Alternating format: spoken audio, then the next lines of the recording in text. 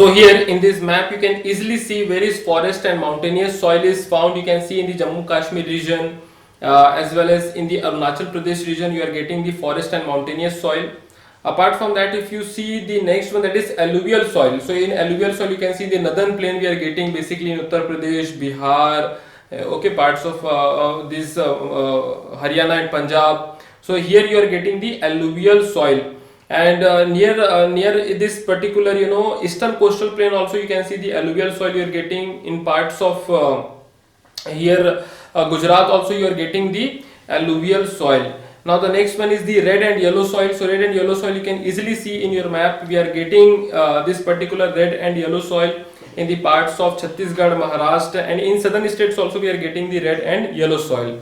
Then you can see the black soil, which is very famous for the cultivation of cotton, and it is also known as cotton soil and rigor soil. So here this black soil we are getting in the parts of Maharashtra, as well as we are getting in the parts of Gujarat also, in the parts of Karnataka we are getting this black soil. Then you can see the laterite soil. So laterite soil we are getting here in the southern states of Kerala, Tamil Nadu, as well as Karnataka. Very limited availability is there of a laterite soil. And then we have the next one, that is arid soil. So arid soil you can simply see in the parts of Rajasthan where the dry climate is there, hot climate is there. There we are getting the arid soil. So in that way, through this map you can easily understand where which type of soil we are getting. Now I'll explain you about the classification of soil, which is also very important, with full properties, where it is found, every detail I'll show to you. So let's start this classification of soil.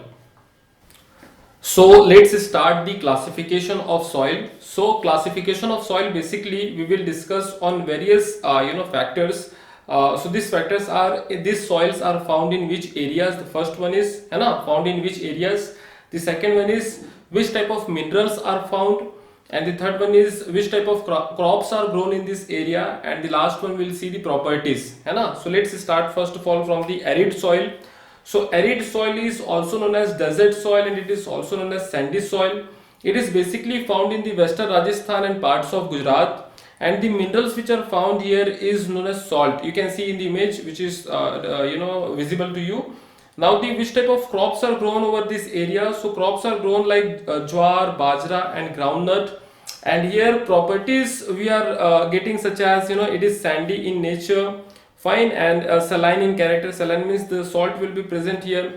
Soil lacks in human as well as humus, sorry, as well as the moisture, fine, and the conker also restricts the infiltration of water, means conker will be present. You can see the sandy soil, it is not very not very it is basically having big particles, that is called as conkers, fine. Now the second one is you can see that second one is mountainous or the forest soil.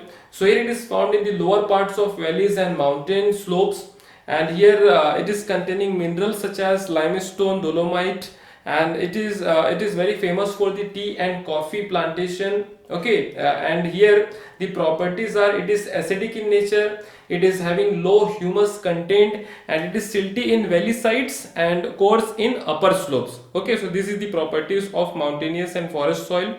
Now we have the third type of soil, which is called as alluvial soil, and alluvial soil is very famous in India because it is very fertile also, and it is made up of it is made because of the big rivers, such as we have rivers like Indus river, we have Ganga river, we have the Brahmaputra river. Because of this alluvial soil is found, and this is basically found in the northern areas, northern India.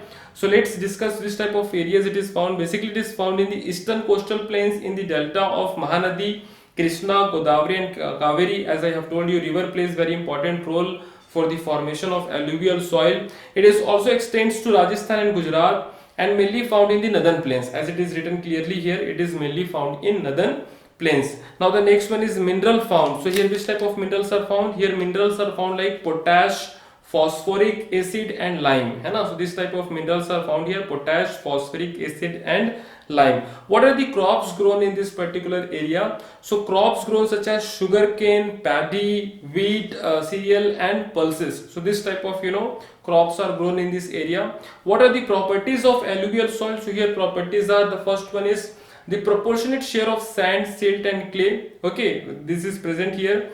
And it is also classified as khadar and bangar. So this is the very special thing about the alluvial soil, that alluvial soil you can divide into two parts on the basis of age.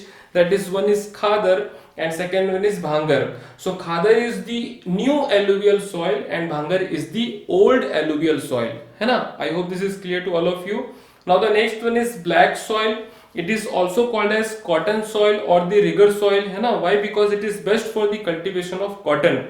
And here basically it is found in the Deccan Plateau of Maharashtra, Saurashtra, Malwa, Madhya Pradesh and Chhattisgarh.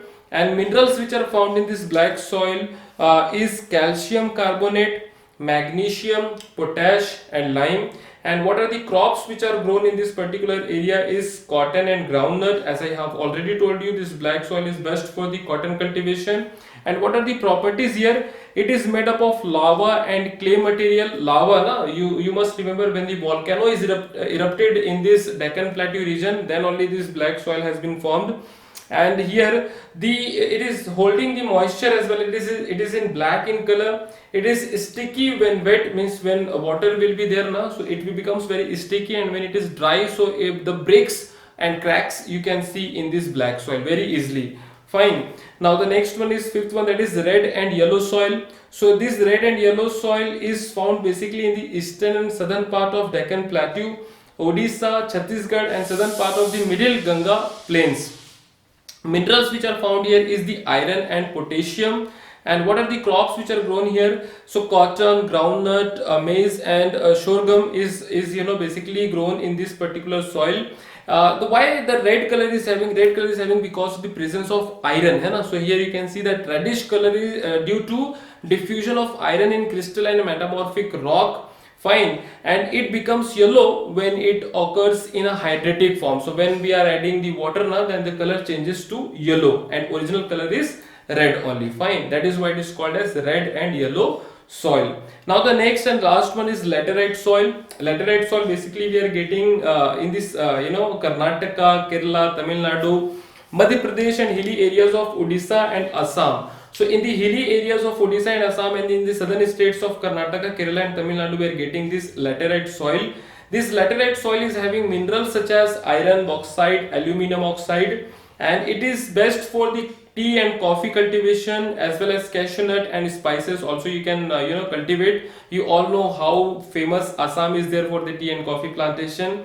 And properties you can see, it is areas of intense leaching, of high temperature and heavy rainfall. Okay, what is the meaning of leaching? Leaching means the removal of the substance from the solid material through running water. So when this type of activities are happening now, then it is called as leaching. Once again I am repeating, leaching is the process of removal of substance from solid material through running water is called as leaching. I hope this is clear to all of you. Apart from that, it is also containing low humus, and it required fertilizers and manure for its cultivation.